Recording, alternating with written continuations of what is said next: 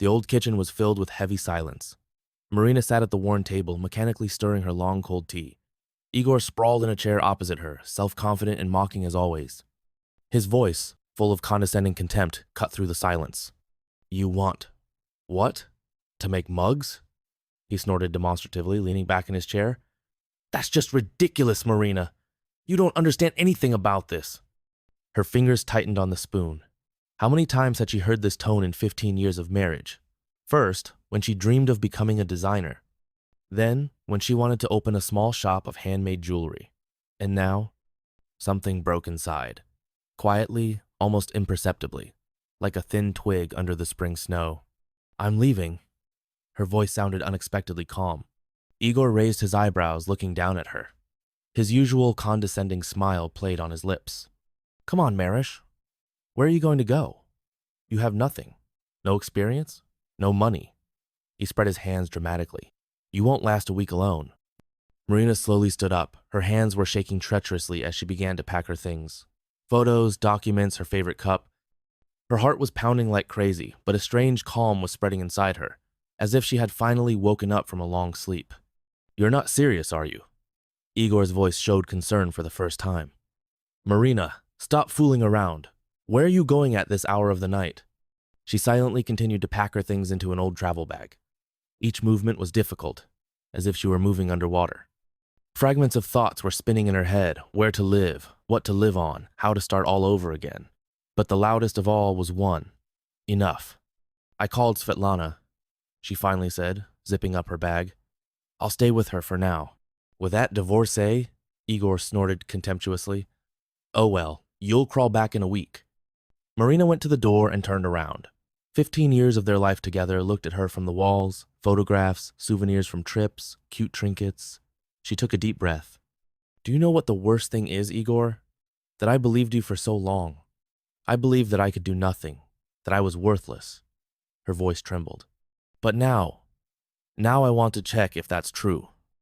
The door closed behind her quietly, almost inaudibly, but the sound echoed in her heart as if an entire chapter of her life had slammed shut. Now she had to write a new one, her own. It was drizzling outside. Marina hugged her bag tighter and headed for the bus stop. Everything inside her was shaking with fear and uncertainty, but somewhere deep inside, a tiny spark was already flaring up, a spark of freedom and hope for a new life. A one-room apartment on the outskirts of the city greeted Marina with the smell of fresh paint and emptiness. The only furniture was an old sofa left over from the previous owners, and a rickety table that Svetlana dragged from her garage. "It's okay, we'll make it comfortable." Svetlana decisively opened the windows, letting in the spring breeze. "I brought some curtains here. We'll hang them up now, and it will be cozier." Marina nodded silently, looking at the peeling paint on the windowsill. Reality was rolling in waves. Here it is, a new life. An empty apartment, a worn-out sofa, and complete uncertainty ahead. "Sveta," her voice trembled treacherously, or maybe I really. "In vain?" My friend turned around abruptly. Her usually soft face became hard. "Okay, stop. Don't even start. Remember what you told me yesterday? How he laughed at your dream." "I remember." Marina sank down on the sofa, hugging herself. "But it's scary, Svet. So scary that it's hard to breathe. My whole life was like on rails. And now, emptiness." Svetlana sat down next to me, hugged me by the shoulders. She smelled of homemade baked goods and some herbs, a cozy, familiar smell. Not at all like Igor's expensive perfume. She began quietly. "When I left Sashka, I also thought, that's it, the end of the world. Where would I be without him? Who needs me?" And then she smiled at some of her own memories. "Then I suddenly realized, now I can decide everything myself.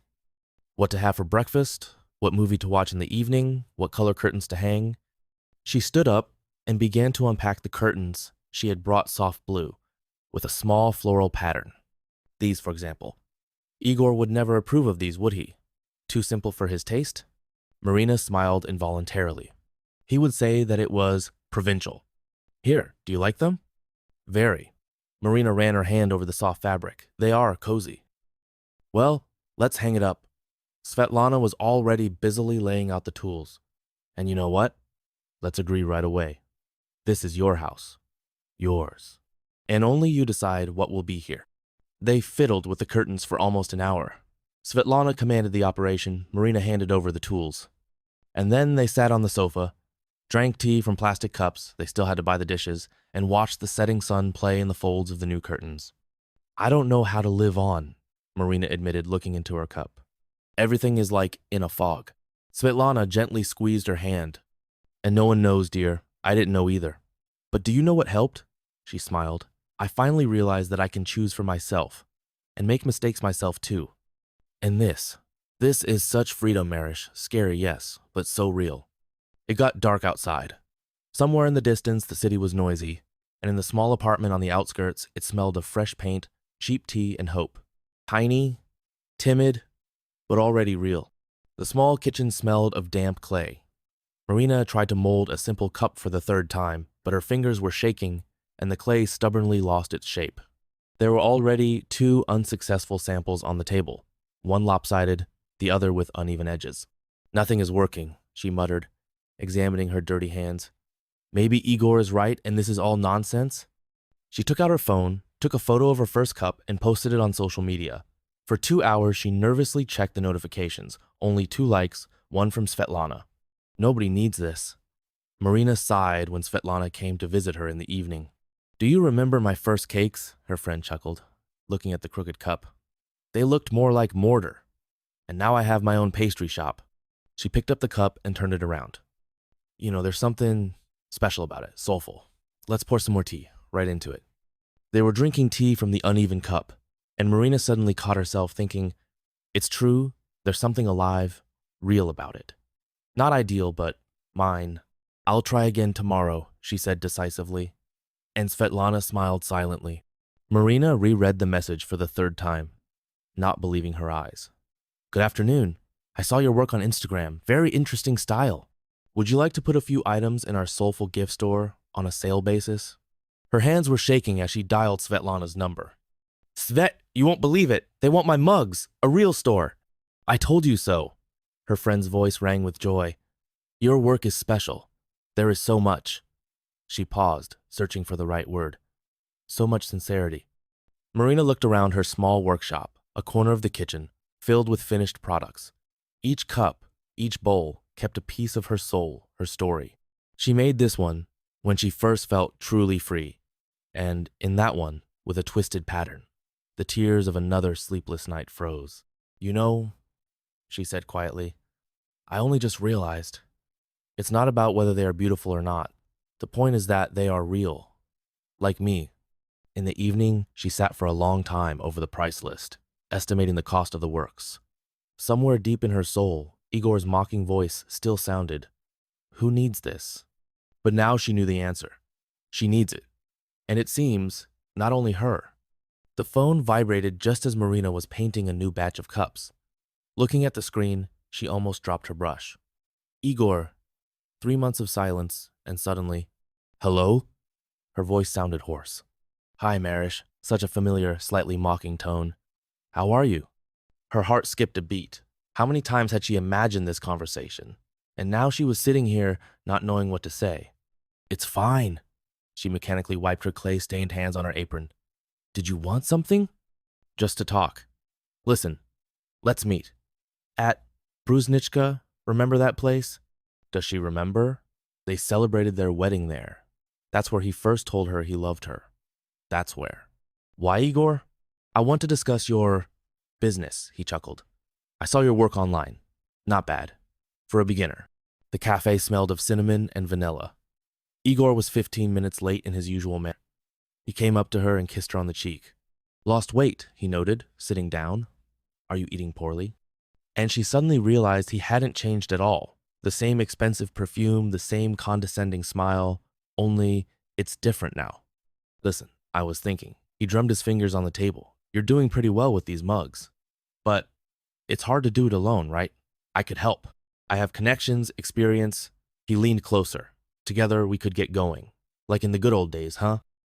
Marina looked at him and said nothing. The thought, the good old days, was spinning in her head, when every idea of Parhers was met with ridicule. When every dream was shattered by his, you can't do anything. No, she shook her head. Thank you, but no. Come on, he winced. You do understand that you can't do it alone, right? The market is tough now, competition. Igor, she suddenly smiled. Do you know what's most surprising? I can handle it. Without your connections, without your help, just myself. She stood up, leaving her coffee untouched. And you know what? I like it. The spring craft fair was buzzing like a beehive. Marina straightened her work on a small stand for the 100th time. Svetlana was helping to hang up the price tags, encouraging her friend every now and then. Don't worry so much. Look how many people are already stopping. A small group had indeed gathered at the stand. A middle-aged woman was twirling a cup with a twisted pattern in her hands. How lovely. And is it hand-painted? Yes. I paint each piece myself. Marina smiled. And you? The woman hesitated. Are you that same Marina Sokolova? Yes. Why? The woman awkwardly put down the cup. Excuse me, but I was told that you have problems with deliveries, that you can fail with the order. By evening, such conversations were repeated 3 more times. Svetlana frowned more and more. After the fair, she called somewhere, talked for a long time, and then gloomily said, This is Igor. He spreads rumors through his friends, like you are unreliable, you ruin orders. Marina looked at the unsold works. A wave was rising inside her, not despair. No. Anger. So, war? She clenched her fists. Well, I'm not that downtrodden woman anymore who can be pushed around. That evening, she sat at the potter's wheel until late at night, and each new cup became a little better than the previous one. After that ill-fated fair, something changed in Marina's work. Resentment and anger unexpectedly turned into a source of inspiration. She began experimenting with shapes, creating unusual silhouettes of cups, sometimes angular, like mountain peaks, sometimes smooth, like sea waves. This is just a bomb, Svetlana admired, looking at the new collection. Especially this one with cracks filled with gold. Kintsugi, Marina smiled. The Japanese art of turning flaws into virtues, just like in life, right? She ran her hand over the glazed surface. Each crack, filled with golden paint, turned a simple cup into a work of art, just like her own scars, which made her stronger. Photos of the new collection unexpectedly blew up the internet. Where did you learn to do this? They asked in the comments. This is amazing, strangers wrote. And then a famous beauty blogger called, I want to make a post about your work. It's incredibly stylish. In the evening, an invitation came to participate in a prestigious exhibition of designer ceramics. Marina reread the letter, not believing her eyes. She did it. She really did it.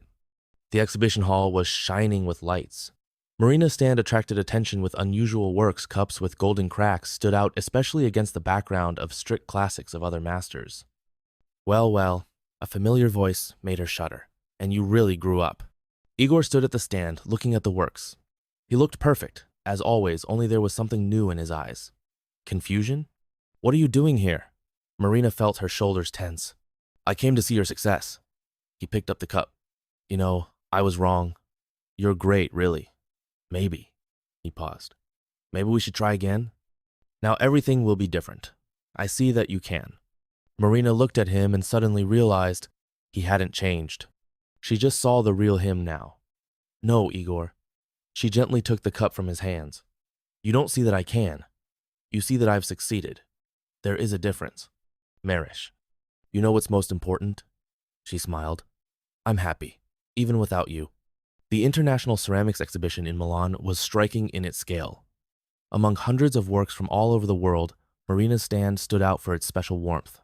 Her cracks of fate, as critics dubbed the technique with gold filling, invariably delighted visitors.